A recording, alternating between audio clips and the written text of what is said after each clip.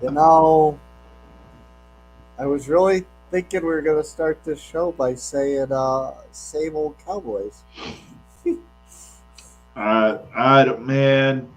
Sometimes you just take the points when you got the points. Like I don't get it. Like I don't understand it. Like there's man. Wow. The Lions like why the Lions like just kick go into overtime. Worst case It's scenario. fine. Yeah, it's fine, dude. It's all right to go into overtime. Like you don't have to go for two like all the time. Like I understand Campbell, you're a great coach. America loves you, but you don't have to. Now, mind you, it was a great play call, no doubt. Yeah, So like all three of them. yeah. So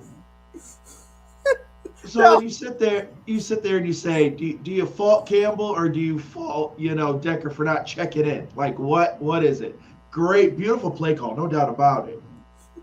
yeah, and I think that's obviously the huge story in the aftermath of this one. The fact that I don't know what is going through this team's head, what is going through MCDC's head, what is going through the Lions personnel's heads. Like, I don't understand because you have the situation, like you said, just go to overtime, kick the extra point. It's fine. It's not that big a deal.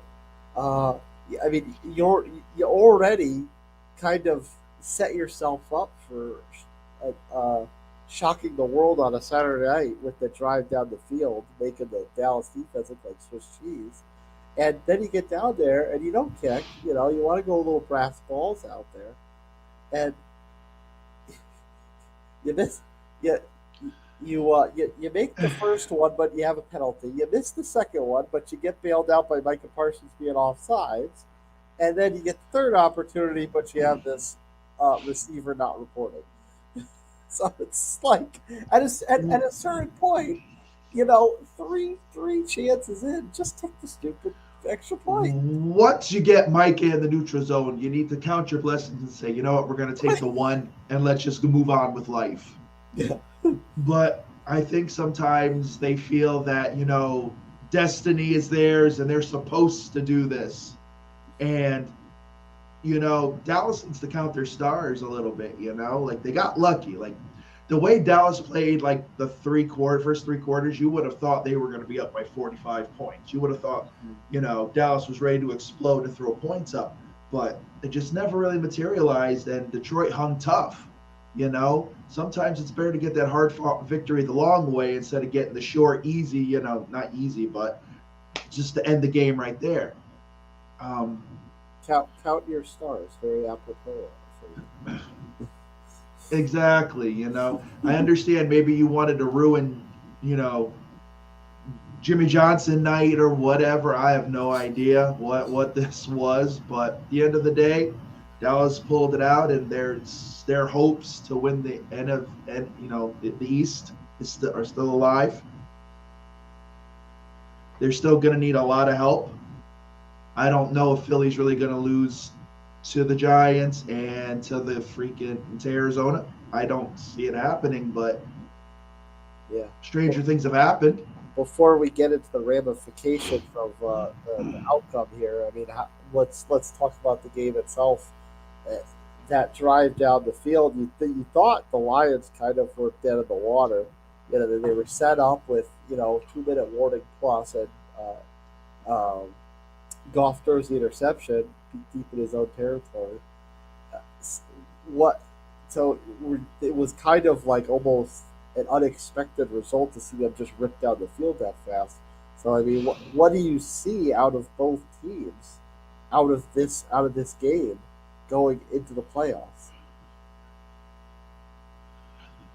Uh, Or maybe I should phrase it like based on what we know these teams to be. How did this game either reinforce or change our opinions of either of them?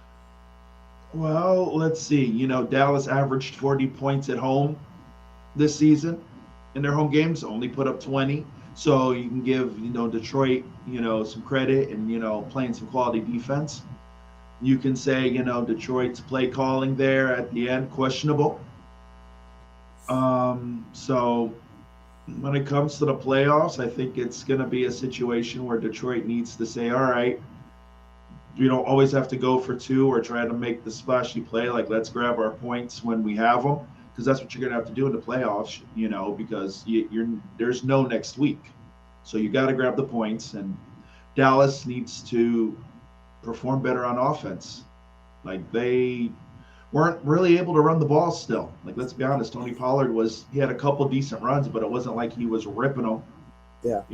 And for Detroit, it was the opposite, Gibbs, was able to pull off some good runs, but then there were some passes, that offensive line kind of gave up some yards and gave up some, field possession. So I think Dallas needs to, be able to run the ball, because if you can't run the ball in the playoffs, I don't think you can win. And Detroit needs to better protect Goff to sustain drives. Which quarterback do you think can better withstand turnovers? Because both of them in this game had interceptions come. I mean, Dak had the one very early on, which kind of got the game off to a bit of a less than optimal start, and then Golf obviously had one in the middle of the game. He had one at the end of the game, which made the outcome look a little questionable. So, which of these teams, as the playoffs turn now, uh, can better withstand a bad night like that and inopportune turnovers from their quarterback? Detroit, because they can run the ball. Now, let's be real. You can't count on the Dallas run game. It's just not there. There's something missing. I don't know what it is, but the beginning of the season, everyone thought Tony Pollard was going to be the guy, because of last year. You get rid of Zeke, and, it's the Tony Pollard show, but it's really not been there this year. You know, Detroit has, the two backs, and they've been pretty much a constant all year. So if Goff really isn't hitting his mark, you can go to the run game and kind of figure it out and build Goff back up in the course of a game. With Dak, it's pretty much him or nothing. Yeah, it, there was one run in particular. I was kind of felt bad for Gibbs because he busted off his 40-yard run. Of course, got called back for holding. Oh, because he zigged. Because I know exactly the run you're talking about, and you see him zigzag, and he takes that curve, and he's like on the two, and then they call it back, and I'm like, you got to be kidding me. Detroit give it, Detroit take it away. Exactly. We'll bring up something you brought up a minute ago, and that's really like, it dawned on me. We just did the show the other night, and it didn't even fathom in my brain because I'm thinking like, the division, the NFC East is up for grabs, and Detroit and Dallas has this game, tiebreaker stage, blah blah blah blah. And it dawned on me watching this game, Dallas has 5 losses, even with this win, and Mm-hmm. Detroit is a division winner. So Dallas has this kind of faux tiebreaker, and it doesn't matter. If they wind up playing each other in the playoffs, Detroit's still going to have the home game. So it's like these two teams, they put all this effort into this game, regardless of what we saw and how we break it down. They put all this effort in this game. They played their starters, and it probably didn't matter because if they play each other, unless Philly just really floor falls out from underneath them and they lose to Yeah. teams that they shouldn't, unless all hell breaks loose like that. It, Detroit's still going to have home field advantage over the Cowboys, even with losing this. Yeah, exactly. Why That, bother? This game didn't matter. uh, Maybe from Detroit's perspective, they wanted to show prime time. They wanted to show the world that, hey, we're legitimate. Everyone believes in them. They are a legitimate team. But I think going up against the Cowboys prime time, they wanted to say, hey, we know the playoffs are coming. This isn't a fluke that we're here. We're here to play. We're here to show that we can win this thing. And Dallas, yeah, they've have these hopes and dreams that Philly's gonna falter at some point and they're gonna grab the division. Now, if it happens, it very well could happen. You never know. The way that the season has gone, maybe the Eagle, can't really trust the Eagles 100%. You Yeah. know, maybe they falter against, Tyrod Taylor and the Giants or something. You don't know. And if that's the case and, the Cowboys win the division, that very well could be their crowning moment because we know how Dallas is in the playoffs. That very well could be their crowning achievement. Yeah, they won the division, but they just, you know, shat the bed in the playoffs. We don't know. So I think Dallas wants the division. I think for some reason they're fixated on it maybe a bit more than just saying, you know what, we need to play solid and whatever falls falls. Let's get healthy for the playoffs. But they're still hanging their hat on that.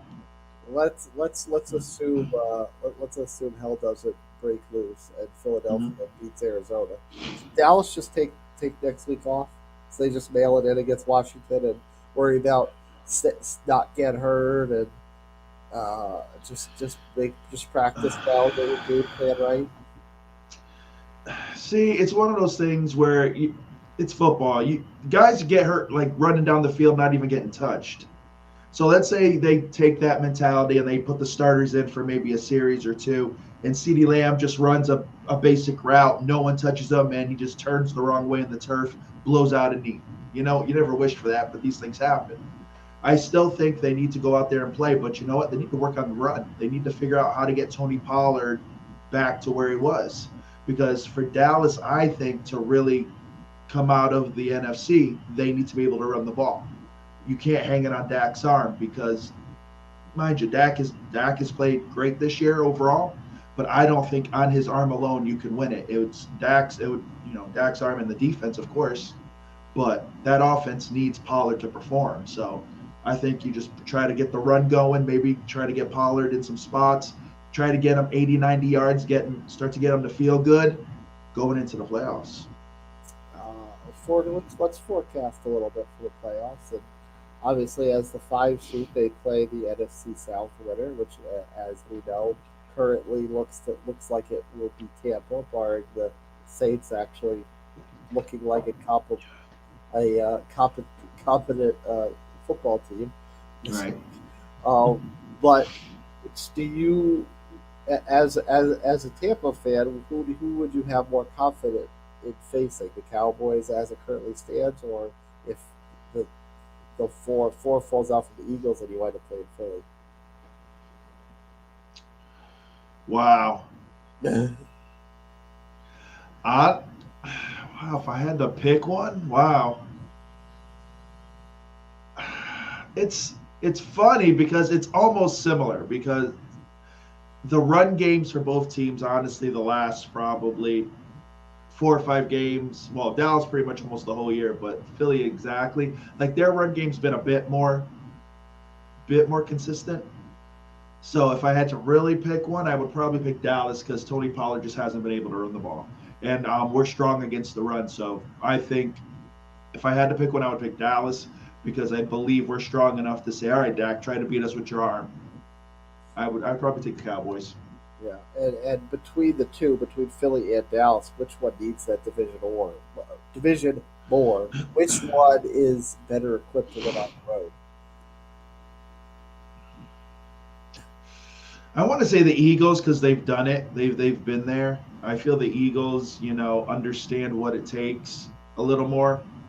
They've been through the wars and kind of understand. All right, fine. This, they win ugly. They can win ugly. But Dallas, I just don't know if they have that mentality. I don't know if they can go through the playoffs and win ugly. So I think the Eagles, if they don't win the division, they would be all right, fine. If not, then we're going to do it the hard way, Yeah, and they would be able to take that.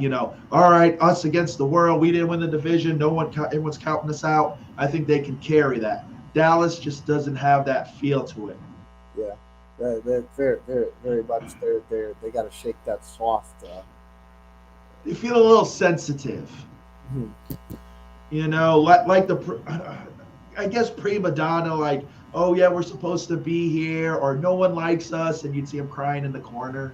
I'm sorry, that's just how I feel about it. I think Philly just has that mentality of, all right, we don't give a poop, we're gonna do what we're gonna do, and that's it. I trust that feeling better than Dallas. Yeah, I get it. It's a certain that there's a certain shine to the Cowboys where you can't believe in them until you see them do it. Yeah, exactly. You know, like they're just they need to prove to me that they can be the bully and win ugly and just say, you know what, we're gonna play you for 60. You can smack us in the mouth, but we're gonna smack back harder. I need to see that mentality from them. Um, Back to the Lions. Do you think they did themselves a disservice by being a little too brass balls here and not kicking the extra point? Because now they're still behind the Niners and they're Mm-hmm. also behind Philly. So do you think they did themselves a bit of a disservice by not putting themselves in a better position to be in contention for a home game over at least one of those two formidable opponents? Yeah, just kick the point, and your defense played well. Like they played well. They held Dallas to 20 points. You know, Dallas scores 40 at home. So you're telling me that your defense wasn't playing well enough, you know, throughout this game? No, they were. So tie it up, go into overtime, and just see what happens. Because you know what, that could happen in the playoffs. It's a learning experience. You're prepping for the playoffs in this sense because you're not going to move up anywhere. You're pretty much you are where you're at. That's where you're going to be for the playoffs. So this would be a way to say, all right, well, if this happens in the playoffs, we know what we got to do.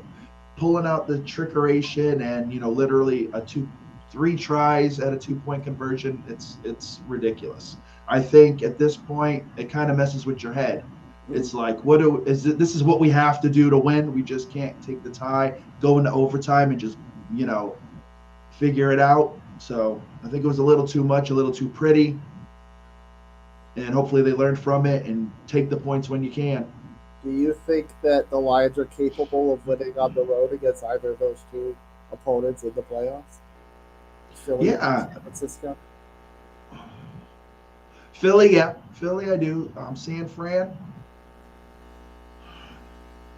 If they play smart and don't, try to gamble, I think they can.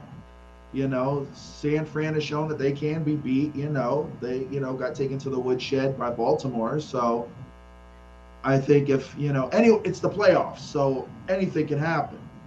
I can't sit here and say, oh, there's no way. But they've got to play smart. They've got to take the points where they can. And their defense is solid. It's a solid defense. Yeah, you're still kind of hesitant on the secondary, especially like tonight's game where they gave up that 92-yard bomb, which I don't know how it happened, but really. But after a while, they tightened things up. So I think they understand they're a young defense. They can win. The offense just has to take the points. That's what you got to do. Yeah. Well, let's shine some light on some individual performers in this one.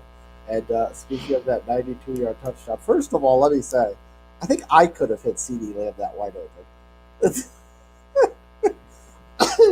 I think I could. I think I could have completed that pass. However, I will say, Dak was about to get tackled in the end zone, and he's runs out of that. And he's basically like throwing his body backwards at the same time he's heaving the ball downfield to hit Lamb wide open, run into the barn. Uh, Dak, let's You got to give Dak credit. He yeah. escaped and found it open, way open, CeeDee Lamb, like he's supposed to. And On the on basically purely the aspect of his arm strength because he certainly was in no position from a body dynamic standpoint to make that pass. But uh, I mean that set up a rather big game by Dak. Obviously, he had a pick mm-hmm. later on, which wasn't too pretty, but overall, pretty efficient game. And then he just kind of accumulated numbers. Uh, and I have a little bit of a hot take with CD Lamb, so we'll save him for a minute. But like, as Mm-hmm. far as this league where voters love quarterbacks, what's Dak's position as far as MVP race is concerned?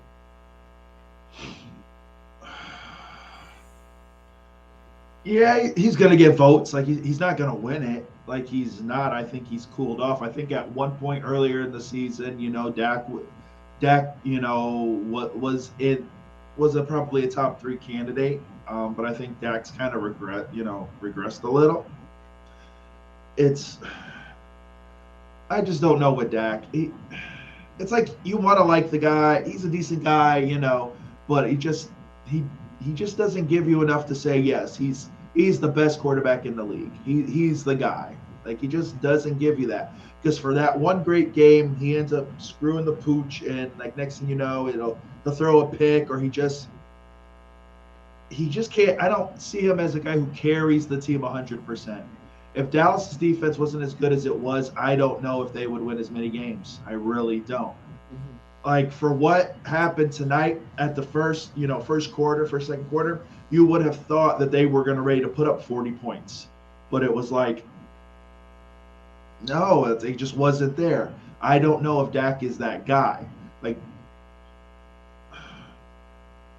Dak, and I hate to use the term because we've used this earlier in the season, game manager. I hate it, but it's like, all right, Dak's better than that, but he's not a guy where I'm like, all right, 2 minutes left in the game, win me the game. I'm not putting him in that category.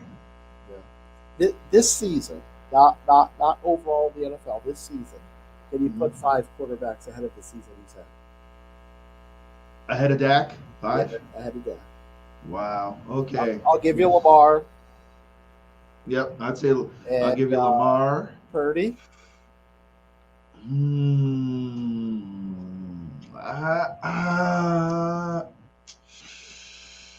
I don't know. Purdy's on the fence for me.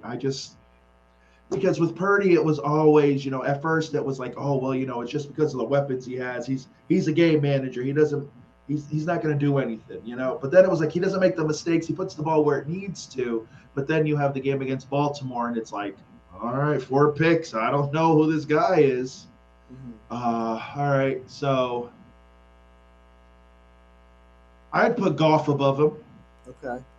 I think Goff. I trust Goff more to win me a game.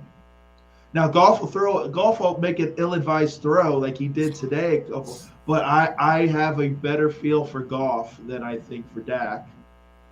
Mm-hmm. Let's see. Jalen. Yeah. Okay, I'll give you Jalen. Okay. I'll give you Jalen. So that's 3. And then I'm not giving you Allen. No. Because not giving you Allen. Or Mahomes. No, not. Well, here's the thing with Mahomes. His supporting cast is hideous. Yeah. So, but you said based on this year, I'd have to say no. But someone I will give you honorable mention, and I'm not being a homer about it. Not being a homer, but Baker Mayfield, because Baker has won games.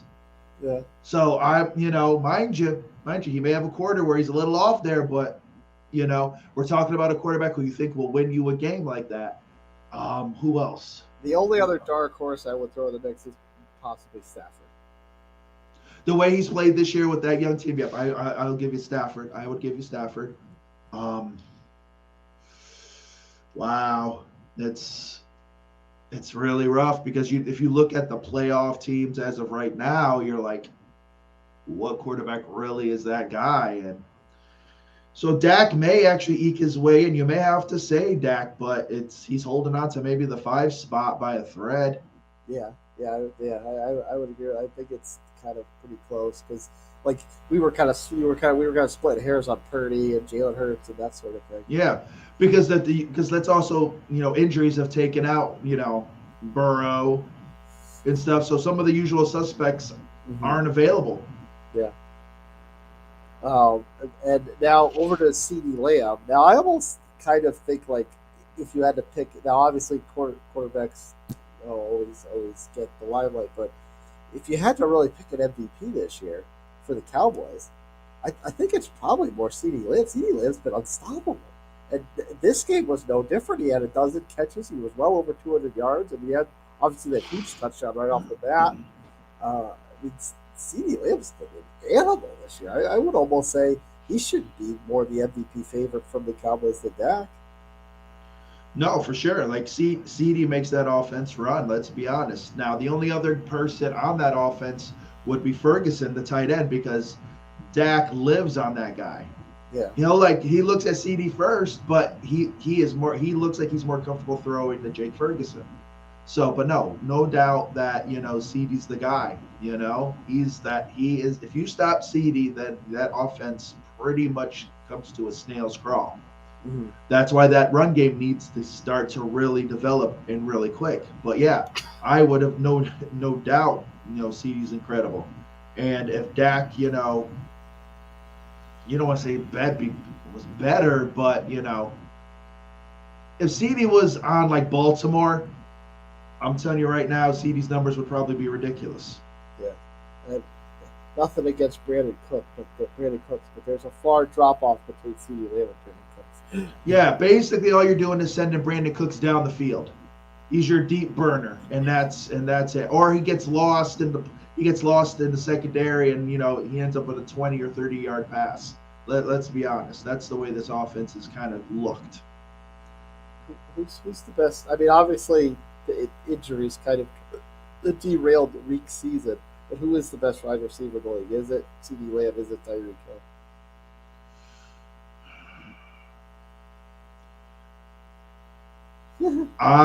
It's a tough call, but I'm still on Reek.